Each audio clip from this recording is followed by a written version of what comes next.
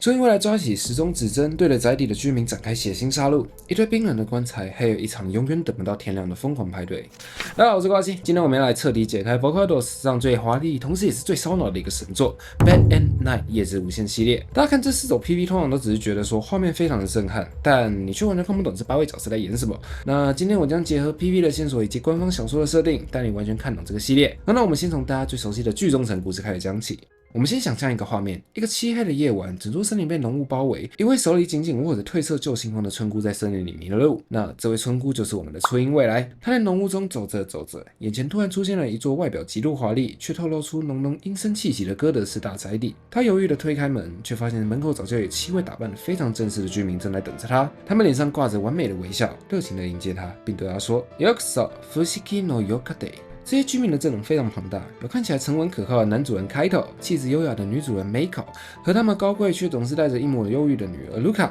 还有一对活泼到有点诡异的玩偶兄妹 Lin、Len， 加上忠诚的管家 Gappo 以及永远勤快微笑的女仆 Gumi。为了能让大家更理解谁是谁，所以接下来的解说我会用他们的原名来称呼他们。居民们二话不说，立刻为迷路的 Miku 举办了一场盛大的欢迎派对。大家穿着华丽的服装，在大厅里举杯、跳舞、高歌。在狂欢过后，疲惫的 Miku 沉沉睡去。然而，当他再次睁开双眼时，强烈的违和感瞬间将他吞噬。他发现窗外依旧是一片漆黑，大厅里的巨大时钟指针竟然死死卡在午夜前的几分钟。而那些原本招待他的热情居民，虽然嘴角依然挂着完美的笑意，但是眼神里却透露出令人发毛的诡异感。这一切实在太过的完美，完美到简直就像是一个精心设计的陷阱。第一首歌《Bad and Night》就是从 Miku 的视角出发，他在这座巨大的宅邸里面到处探索，试图寻找真相。他看到玩偶兄妹的眼神在暗处里却变得无比的空洞。他发现了被藏起来的信件，最后甚至推开了一扇秘密的门，里面竟然整齐地摆放了成堆的棺材。恐惧值在这一刻累积到了极点 ，Miku 的理智线断裂，因为居民们不断地唱出“搜寻吧，搜寻吧 ，Happy End”，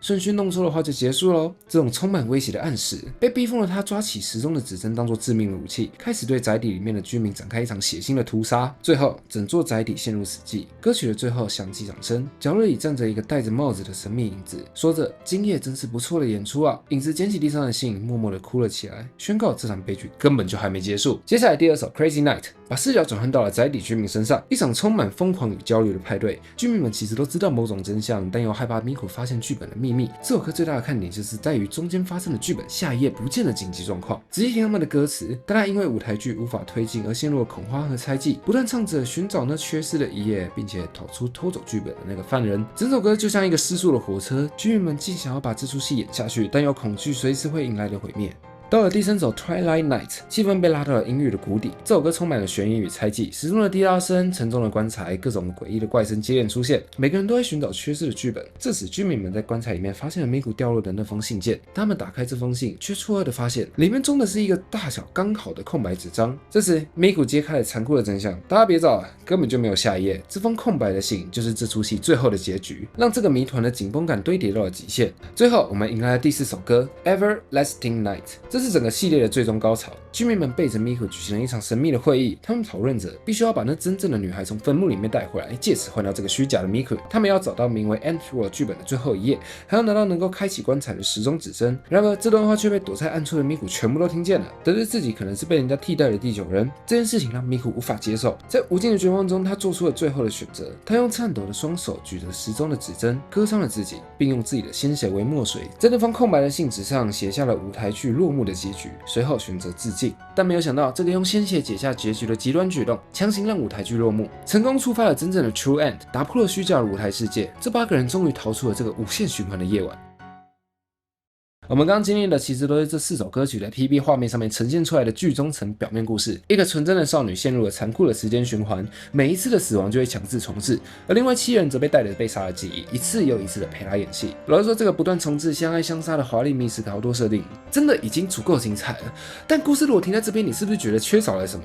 对，就是缺少了世界观那一层的故事，还有这些事情到底是怎么发生的。所以接下来我这次要讲小说版所补完的现实层面的故事。小说版由作者 Hitotsuki P 亲自执笔，把歌曲里面没有交代的背景、每一位角色的内心戏，还有这群人真实的身份全部揭开。100年前，业界诞生了一个名扬天下的传奇剧作家 Burdett， 他的作品被视为戏剧界的至宝，同时也伴随着一个恐怖的传闻：任何亵渎 Burdett 戏剧的人必定会遭到不幸的死亡。时至今日，曾经辉煌的 Burdett 剧团面临了史无前例的危机，债务剧团们满天飞，运营极度困难，几乎到了要即将解散的地步。7位资深的演员为了拯救他们深爱的归属，决定铤而走险。他们捏造了一份赝品剧本，而这份剧本其实是出自于演员兼编剧的 Gumi 之手的。他们对外发布了震撼业界的消息，宣称他们在地下室发现了 Burlette 失落的传奇遗作 Crazy Night。这个为生存而犯下的欺瞒大罪，触犯了这个亵渎 Burlette 戏剧的传闻。为求逼真，剧团举办了大型的甄选。出身贫寒、平时在面包店打工的新人 Miku 也报名了这场甄选。他虽然对了戏剧有无比的狂热，不过他能成功拿到女主角春姑的位置，其实不完全只靠天赋。剧团高层看中他与传奇剧作家 Burlette 出生于同一个故乡的背景，这个在媒体眼中完全就是一个可以被大肆炒作的灰姑娘奇迹的宣传噱头啊！首演当天 ，Miku 在后台紧张到发抖，不过开头和 Mako 等前辈却温柔的鼓励他，要他放宽心，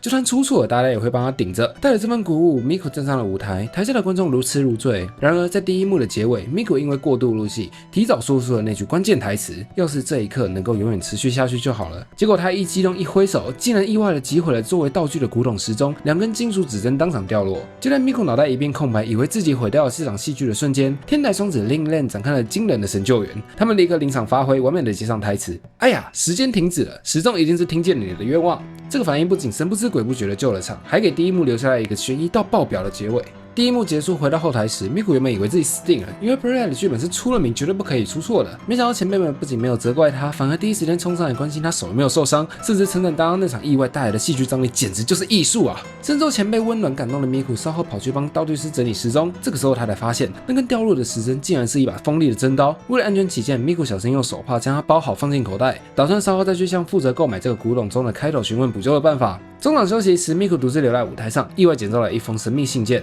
信件无形揭露他们制作遗作完全就是7位演员捏造的赝品。信中甚至写明，如果东窗事发，他们也会将所有的罪名推给身为主角的 Miku。深受背叛感打击的 Miku 冲向休息室，与前辈们发生了激烈的争执。当他威胁要将真相公诸于世，前辈们为了保护剧团，情急之下居然指责 Miku 是想要抛弃大家的叛徒。这2个字彻底让 Miku 的心碎成了粉末。在走投无路之下，他从口袋里拔出了那根指针，大家才惊恐的发现，原来那个是可以随时取人性命的真刀啊！ Miku 绝望的挥舞着刀，威胁大家不要靠近。开头为了阻止他而扑上前，就在混乱的拉扯中被 Miku 不慎的割伤手臂。心解事件，在一片惊恐的尖叫声 ，Miku 彻底崩溃大喊：“到底谁才是真正的叛徒？我再也不会相信你们了！”随后，退无可退的他不慎从楼梯上摔落。更悲惨的巧合发生了，他直到坠落的那一刻，双手都紧紧握着那把刀，刀刃就这样随着坠落的冲击力，硬生生的刺穿他的心脏，导致他当场丧命。眼见 Miku 死在血泊中，演员们陷入了极度的悲伤与悔恨。在绝望之际，他们的心中强烈祈求这是一场虚构的戏剧，希望时间能够就此停下。逃避现实的集体愿望唤醒了最深藏的诅咒。Miku 的死亡硬生生从现实中被切除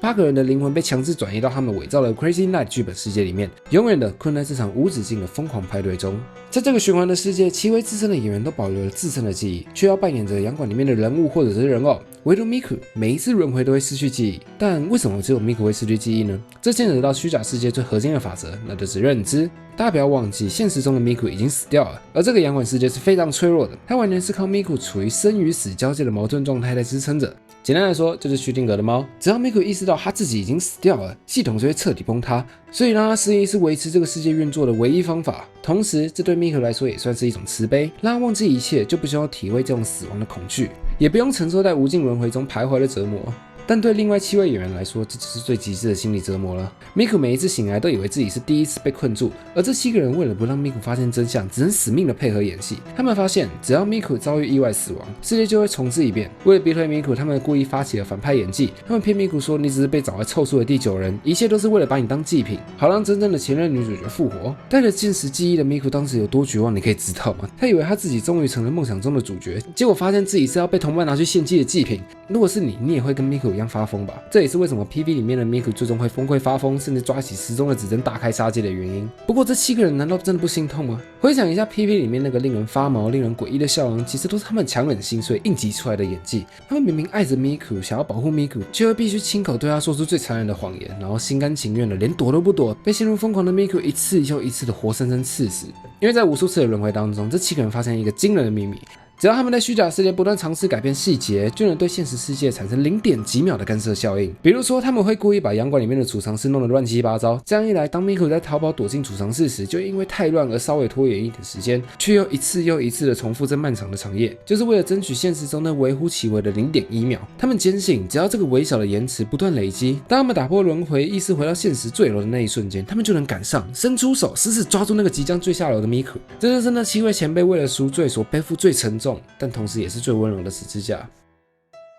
在经历了无数次令人崩溃的循环后，Miku最终在图书馆的禁书以及那地下室属于他自己的冰冷棺材中找回了所有的记忆。他明白自己已经在现实中死亡了，也看穿了这个虚假世界是建立在同伴们无尽的折磨之上。面对同伴的良苦用心，Miku决定展现身为主角的最后意志。他认为只要消灭身为主角的自己，彻底毁灭这个舞台，就能强制结束这个没有主角的戏剧。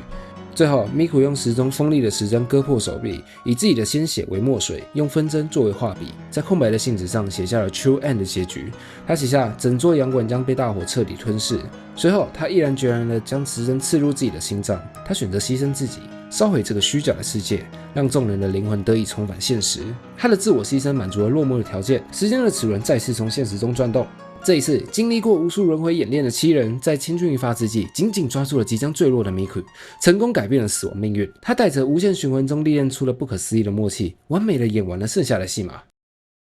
公演落幕后，剧团没有选择继续享受虚假的荣耀，他们勇敢地向大众坦诚伪造剧本的罪行，并宣布全额退还所有的门票。这个决定让剧团陷入了舆论的风口浪尖，赞助商们纷纷撤资，庞大的债务几乎要将他们压垮。为了拯救这个剧团，Miku 毫不犹豫地卖掉了祖母留给他的珍贵古董遗物，而其他人呢也倾尽所有筹措资金。奇迹发生了，大众最终被他们坦诚错误的勇气以及无可挑剔的艺术表现所打动，反而掀起了一场名为新古典主义的戏剧复兴浪潮，让 Burlet 剧团得以起死回生。而故事的尾声设定在2年后，剧团的休息室里面充满了温柔的光景。当初那个要让他们生不如死的诅咒，如今化身成一个紧紧绑在一起的最强羁绊。Len 准备要离开剧团，出国深造，去见识更广阔的世界，以精进演技。虽然曾经面对死亡的威胁，不过这段经历让留下来的每一个人都变得无比坚强。他们深刻体会到彼此的重要性，并将带着这份力量迎接每一个未来的演出。